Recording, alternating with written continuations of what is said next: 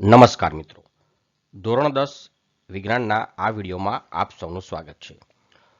ધોરણ 10માં વિજ્ઞાનમાં પ્રકરણ 10 પ્રકાશ, પરાવર્તન અને વક્રીભવનમાં એક ખૂબ જ અગત્યનો ટોપિક છે. બહિર્ગોળ અરીસા વડે રચાતું બિંદુવત વસ્તુનું પ્રતિબિંબ મેળવવા માટે આપણે 4 કિરણોનો અભ્યાસ કરીએ છીએ. આ 4 જુદા જુદા કિરણો, જે જુદા જુદા પ્રકારના કિરણો છે, એ જ્યારે બહિર્ગોળ અરીસા પર બહિર્ગોળ અરીસાની પરાવર્તક સપાટી પર જ્યારે આપાત કરવામાં આવે છે ત્યારે તેનું પરાવર્તન કેવી રીતે થાય છે તેની આપણે આ વિડીયોમાં સમજ મેળવીશું. આ માટે મેં વિદ્યાર્થી ભાઈઓ બહેનો એક એજ્યુકેશનલ રિસોર્સ બનાવ્યો છે જે ઇન્ટરેક્ટિવ છે. તમે જે પ્રમાણે ઇનપુટ આપશો એ જ રીતે આ રિસોર્સ જે છે તમને આઉટપુટ આપશે. આનો ઉપયોગ કેવી રીતે કરવાનો છે તમે જાતે પણ આ રિસોર્સ મેળવીને તમે જાતે પણ એનો ઉપયોગ કરી શકો છો. ચલો આપણે આનો ઉપયોગ કઈ રીતે કરવાનો છે જોઈએ. તો આ રિસોર્સ તમને મારા બ્લોગ પરથી મળી જશે. અગાઉના વિડીયોમાં મેં તમને કહેલું છે કે આ બધા રિસોર્સ તમે કેવી રીતે મેળવી શકો છો. આ પેજ ઓપન કર્યા પછી અહીંયા આગળ ફૂલ સ્ક્રીનનું નિશાન છે. તમે જોઈ શકો છો આ ફૂલ સ્ક્રીનનું નિશાન છે. આની પર હું ક્લિક કરી અને આ રિસોર્સને ફૂલ સ્ક્રીન મોડમાં ફેરવી દઈશ. એટલે આ રિસોર્સ ઓપન થઈ ગયો છે. એનું હેડર છે બહિર્ગોળ અરીસા વડે રચાતું બિંદુવત વસ્તુનું પ્રતિબિંબ. આ જે આડી ધરી છે એ મુખ્ય અક્ષ છે. અહીંયા આપણને આ બહિર્ગોળ અરીસો આપેલો છે. આ બહિર્ગોળ અરીસાનું દર્પણ મૂકવું જરૂર પડે આ રીતે નાનું મોટું કરી શકું છું. અત્યારે હું આટલું રાખું છું. આ એનું મુખ્ય કેન્દ્ર છે. આ વક્રતા કેન્દ્ર છે. આ બહિર્ગોળ અરીસાની હું વક્રતા ત્રિજ્યા પણ જરૂર પડે બદલી શકું છું. આ રીતે નાનો મોટો બહિર્ગોળ અરીસો કરી શકું છું. અત્યારે હું એની સાઇઝ આટલી રાખું છું, એટલે કે વક્રતા ત્રિજ્યા આટલી રાખું છું. અહીંથી હું આપાત કિરણની સ્થિતિ બદલી શકીશ. પછી અહીંથી હું આપાત કિરણને લંબાવી શકીશ. અહીંથી આ રીતે હું આપાત કિરણને લંબાવી શકું છું. અહીંથી હું પરાવર્તિત કિરણને લંબાવી શકું છું. અને જરૂર પડે હું વક્રતા કેન્દ્રમાંથી જો મારે કિરણ લંબાવવાની જરૂર પડે તો એ હું અહીંથી લંબાવી શકીશ. સૌથી પહેલી આજે અહીંયા ભૂરું જે પોઈન્ટ દેખાય છે, બિંદુ દેખાય છે, એ પ્રકાશનું ઉદ્ગમ સ્થાન છે. તમે આ પ્રકાશનું ઉદ્ગમ સ્થાન છે આ રીતે જુદી જુદી જગ્યાએ તમને ઈચ્છા થાય ત્યાં મૂકી શકો છો અને આ રિસોર્સનો ઉપયોગ કરી શકો છો. હું અત્યારે પ્રકાશના ઉદ્ગમ સ્થાનને આટલે રાખું છું. અહીં આપાત કિરણ કઈ જગ્યાએથી આપાત કરવાનું છે તેની સ્થિતિ અહીં દર્શાવે છે કે ભાઈ સૌથી પહેલાં હું અહીંથી જે આપાત કિરણ નીકળશે એ મુખ્ય અક્ષને સમાંતર હોય તેવું હું આપાત કિરણ લઈશ. એટલે આ આડી ધરી દેખાય છે તમને મુખ્ય અક્ષ છે.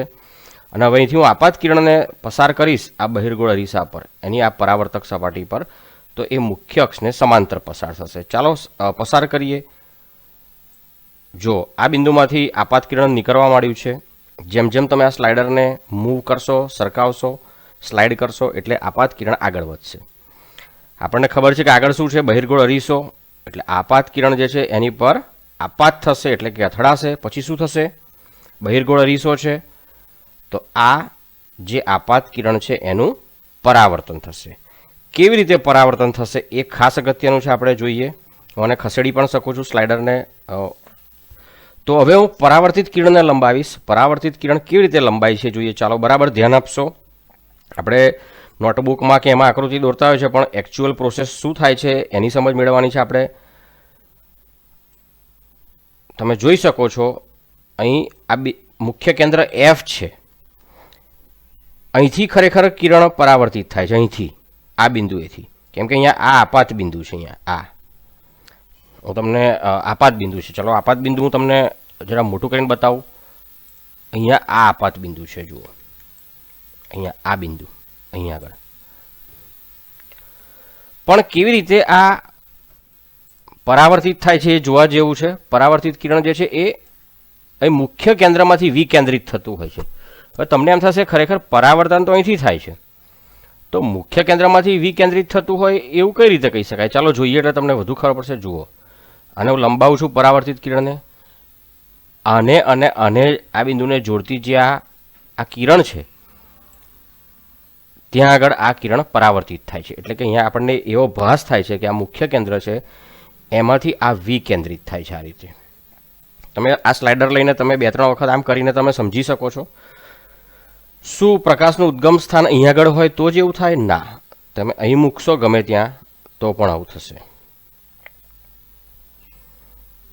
હવે હું આ પ્રકાશનું ઉદ્ગમ સ્થાન છે ને મુખ્ય અક્ષ પર લઈ લઉં તો શું થશે, ચાલો એ પણ કરી જોઈએ આપણે.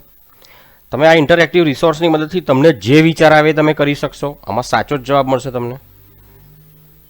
તો શું થયું, જ્યારે મુખ્ય અક્ષમાંથી જ પસાર થાય છે પ્રકાશનું કિરણ, ત્યારે ધ્રુવ P માંથી આ પરાવર્તિત થઈને એના એ જ રસ્તે પાછું આવે છે. નીચે લઈ જઈ શકાય, હા નીચે પણ લઈ જઈ શકાય. તો પણ એવું થશે, આ અહીંથી કિરણ આપાત થાય છે અને આ મુખ્ય કેન્દ્રમાંથી આ રીતે વિકેન્દ્રિત થતું હોય એવો ભાસ થાય છે. હવે હું આ કિરણને આમ કરતાં કરતાં આ બહિર્ગોળ અરીસો છે, હવે અહીં એનો છેડવાઈ જશે દર્પણ મુખનો. હું ઉપર લઈ જાઉં છું. ચાલો શું થશે, ઉપર લઈ ગયો તો આ પ્રકાશ, હવે અહીં અરીસો નીચે છે તો આ પ્રકાશનું કિરણ શું થશે, સીધું જતું રહેશે આ રીતે, એનું પરાવર્તન થશે નહીં. ચલો ફરી પાછું નીચે ઉતારું તો શું થશે, અરીસો આવશે એટલે પરાવર્તન થશે. અરીસાને નાનો કરી દઉં તો પાછું સીધું જતું રહેશે, અહીં પરાવર્તિત થશે આ રીતે. હવે આમાંથી આપાત કોણ કયો અને પરાવર્તિત કોણ કયો, પરાવર્તન કોણ કયો, તો હું સીમાંથી કિરણ લંબાવીશ. આ સી વક્રતા કેન્દ્ર છે, એમાંથી હું કિરણને લંબાવું છું. તમે જોઈ શકો છો આ સીમાંથી કિરણ નીકળી રહ્યું છે. કઈથી પસાર થશે બરાબર જોજો તમે. આ જે આપાત બિંદુ છે એની બરાબર આ રીતે વચ્ચેથી પસાર થશે અને અહીંયા આગળ આર અને આઈ મળે છું. ચાલો ફરી જોઈએ. હવે આપાત, હવે આને આમ હું કરી દઉં છું, આ પરાવર્તિત કિરણને પાછું લઈ લઉં છું અને હવે જોઈએ તો આ સીમાંથી જે આ નીકળતું કિરણ એ અને આ આપાત કિરણ, એની વચ્ચે આ જે ખૂણો બને છે એને આપાત કોણ કહેવાય. અને બીજું આ પરાવર્તન કોણ કહીશું, અને આ ઉપર આર છે રિફ્લેક્ટેડ કોણ, ઇન્સિડન્ટ એંગલ, રિફ્લેક્ટેડ એંગલ. એટલે આપાત કોણ અને પરાવર્તન કોણના મૂલ્યો અહીંયા આગળ કેવા મળે છે, સમાન મળે છે. હવે સીમાંથી હું કિરણને પાછું લાવી દઉં છું, જીરો ક્લિયર કરી દઉં છું, બીજી અવસ્થામાં જવા માગું છું, બીજા પ્રકારનું કિરણ આપાત કરવા માગું છું. તો અહીં લખાણ શું લખી શકાય, આપાત કિરણ જ્યારે મુખ્ય અક્ષને સમાંતર હોય, આ આપાત કિરણ મુખ્ય અક્ષને સમાંતર હોય ત્યારે આ પરાવર્તિત કિરણ તમે જોઈ શકો છો મુખ્ય કેન્દ્ર પરથી વિકેન્દ્રિત થતું હોય, આ મુખ્ય કેન્દ્ર છે એના પરથી પાછું ફેંકાતું હોય, વિકેન્દ્રિત થતું હોય એવો ભાસ થાય છે. આ આપાત કિરણની પહેલી સ્થિતિ હતી. ચલો હું બીજા કિરણોનો પણ અભ્યાસ કરીશ અને હું 0 કરી દઉં છું. હવે આપાત કિરણની સ્થિતિ બદલું છું, બીજી લાવું છું. બીજી જગ્યાએ આપાત કિરણ આવી ગયું છે. આપાત કિરણ હવે ક્યાંથી પસાર થશે, તો મુખ્ય કેન્દ્રની દિશા તરફ. એટલે હવે આ કિરણ જે છે એ કેવી રીતે પસાર થશે, આ ઉદ્ગમ સ્થાનમાંથી જે હું આપાત કિરણ દાખલ કરીશ તો આ આપાત કિરણ આ ઉદ્ગમ સ્થાનમાંથી આપાત કિરણ જે છે એ અહીંથી આમ જશે મુખ્ય કેન્દ્ર તરફ અને પછી શું થાય છે એ આપણે જોઈશું. ચલો આપાત કરું છું, જુઓ કઈ તરફ જઈ રહ્યું છે, અહીંથી તમે જોઈ શકો છો મુખ્ય કેન્દ્ર તરફ જઈ રહ્યું છે. જુઓ અહીંયા મેં ઘાટી લાઈન દોરી છે, અહીંયા આગળ મેં તૂટક લાઈન દોરી છે, કેમ કે આ અરીસાની પાછળનો ભાગ છે, ભાસ થાય છે એવો. આ ભાસ થાય છે એટલે કે આભાસી છે અને આ વાસ્તવિક છે. હવે આ અરીસા પર આપાત થયું તો અરીસો છે, આ બહિર્ગોળ અરીસો છે, તો એનું શું થવાનું છે, નક્કી છે પરાવર્તન થવાનું છે. કિરણને કોઈ ચોક્કસ દિશામાં પાછું ફેંકશે. કઈ દિશામાં ફેંકશે, ચાલો હું તમને બતાવું. કઈ દિશામાં જાય છે, બરાબર ધ્યાન આપો. આ મુખ્ય અક્ષ છે અને એને આ જે કિરણ છે કેવું છે, સમાંતર છે. એટલે જ્યારે આપાત કિરણ જે છે એ મુખ્ય કેન્દ્રની દિશા તરફ જાય, મુખ્ય કેન્દ્ર તરફ જતું હોય છે, ત્યારે આ જે પરાવર્તિત કિરણ છે એ મુખ્ય અક્ષને સમાંતર આમ પસાર થાય છે. આ જે દિશામાં આવે છે એની વિરુદ્ધ દિશામાં આમ જાય છે. હવે અહીંયા આગળ આપાત કોણ કઈ જગ્યાએ મળશે અને પરાવર્તન કોણ કઈ મળશે. હું આને ફેરવી શકું છું, હા ફેરવી શકું છું. મને ઈચ્છા થાય ત્યાં હું લઈ જઈ શકું છું આ રીતે આમ. હવે મારે આપાત કોણ શોધવો છે, તો આ આપાત કિરણ છે અને આ પરાવર્તિત કિરણ છે. તો આપાત કોણ અને પરાવર્તન કોણ માટે હું સીમાંથી ફરી કિરણને લંબાઈશ આ રીતે, જોજો બરાબર. આ આપાત બિંદુએ જશે અહીંથી અને અહીંયા આગળ આ જે ઉપરનો ખૂણો છે આપાત કિરણ અને આ જે સીમાંથી આવ્યું આ કિરણ એની ઉપર આ જે ખૂણો બને છે એને આપાત કોણ કહેવાય અને પરાવર્તન કોણ કહેવાય. આપાત કોણ અને પરાવર્તન કોણના મૂલ્યો અહીંયા આગળ પણ સમાન હોય છે. આમ જ્યારે આપાત કિરણ જે છે એ મુખ્ય કેન્દ્ર તરફ આવતું હોય ત્યારે બહિર્ગોળ અરીસા પરથી પરાવર્તન પામીને મુખ્ય અક્ષને સમાંતર પસાર થતું હોય છે. ચાલો ફરી ક્લિયર કરી દઈએ, આને પણ ક્લિયર કરી દઉં, આપાત કિરણને પણ ક્લિયર કરી દઉં અહીં લખ્યું છે પરાવર્તિત કિરણ મુખ્ય અક્ષને સમાંતર. આપણે જોયું અહીં આગળ કે આપાત કિરણ જ્યારે મુખ્ય કેન્દ્ર તરફ જતું હોય ત્યારે પરાવર્તિત કિરણ છે એ મુખ્ય અક્ષને સમાંતર જાય છે. આને હું ક્લિયર કરી દઉં છું. હવે ત્રીજા પ્રકારની સ્થિતિનો વિચાર કરીએ.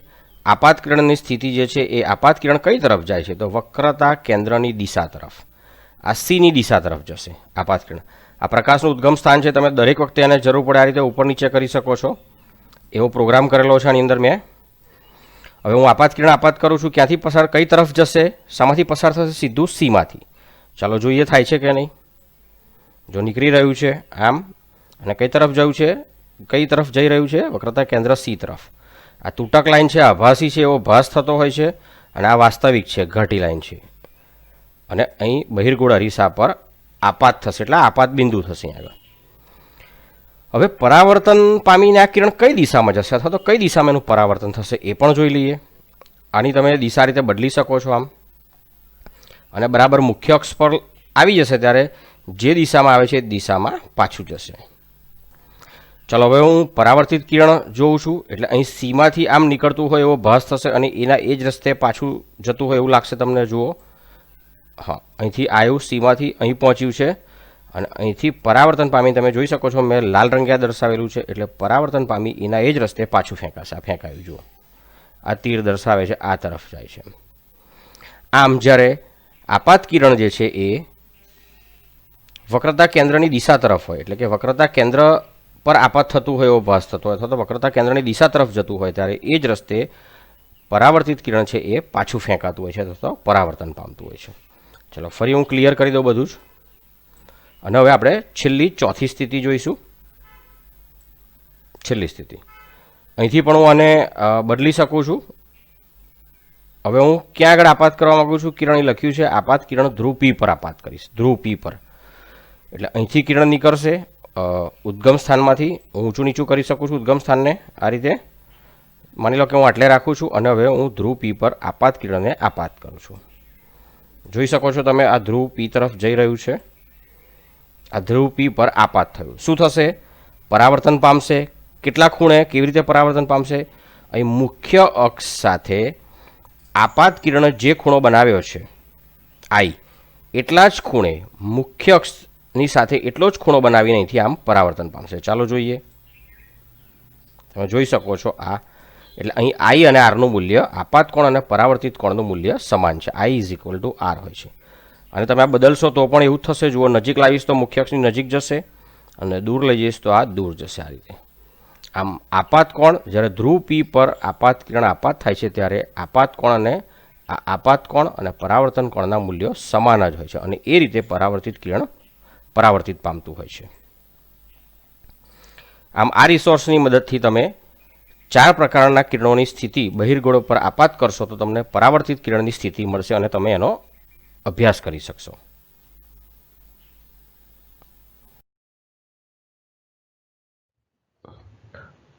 જો તમને મારો આ વિડીયો ગમ્યો હોય તો લાઈક કરો. જો તમારે આવા વધુને વધુ વિડીયો જોઈતા હોય તો સબસ્ક્રાઈબ કરવાનું ભૂલશો નહીં.